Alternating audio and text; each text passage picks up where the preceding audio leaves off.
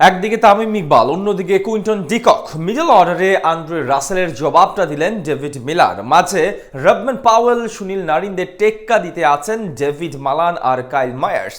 দেশীয়দের মধ্যে মুশফিক আর রিয়াদ থাকবেন আইয়ার আর মানিশ পান্ডেদের সামাল দিতে। আইপিএলে কলকাতার চেয়ে কোনো অংশেই মন্দ নয় ফরচুন বরিশাল।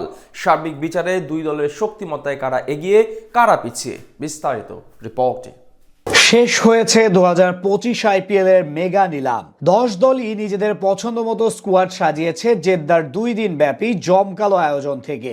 সেখানে অন্যতম শক্তিশালী স্কোয়াড বলা চলে কলকাতা নাইট রাইডার্সের। টুর্নামেন্টের বর্তমান চ্যাম্পিয়নরা পরপর 2 বার শিরোপা উঁচিয়ে ধরার জন্য বেশ বদ্ধপরিকর। অন্যদিকে বাংলাদেশ প্রিমিয়ার লিগের বর্তমান চ্যাম্পিয়ন তামিম ইকবালের ফরচুন বরিশাল। 11তম বিপিএল এর আগে অবশ্য তারাও বেশ সামর্থ্যবান স্কোয়াড গড়েছে।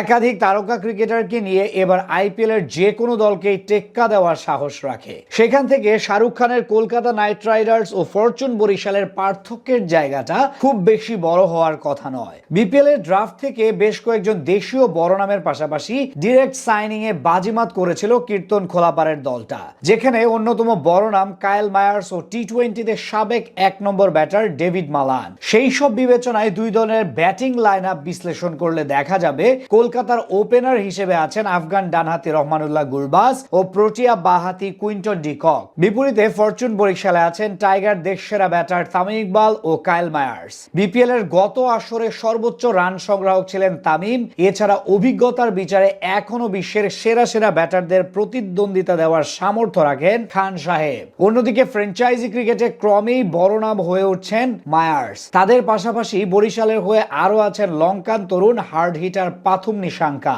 কলকাতার মিডল অর্ডারে অবশ্য আছে বেশ কিছু বড় নাম। দেশীয় মানিশ পান্ডে, ভেঙ্কটেশ আয়ারের সাথে মঈন আলী ও আন্দ্রে রাসেলদের মতো টি-20 স্পেশালিস্ট ব্যাটাররা। উল্টো দিকে এই ডিপার্টমেন্টে বরিশালের আস্থার অন্যতম বড় নাম মাহমুদুল্লাহ রিয়াদ, তাওকিদ হৃদয় ও মুশফিকুর রহিম। এই তিনজনের সাথে সবকিছু ঠিক থাকলে আসতে পারেন ডেভিড মিলার। এই মারকুটে ব্যাটার যদি আসেন তাহলে অবশ্য আবার শক্তিমত্তার বিচারে সমান হয়ে যাবে দুই দল। শাহরুখ খানের দলের ফিনিশিং ও স্পিন বিভাগে বরুণ চক্রবর্তী ও সুনীল নারিনি সবচেয়ে বড় নাম। তাদের দুজনের সাথে একাদশে মঈন আলীকেও মাঝে মধ্যে দেখা যেতে পারে।